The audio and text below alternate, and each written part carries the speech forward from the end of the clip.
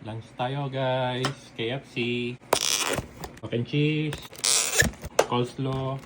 Tapos yan, nandun yung gravy. And biscuit. Biscuit. May biscuit pa yan. Fries. Bumalik yung twister. Kumuha rin. Kain tayo guys. Ano tayo dito? KFC, fried chicken. KFC talaga to ha. At saka coleslaw. And turmeric rice.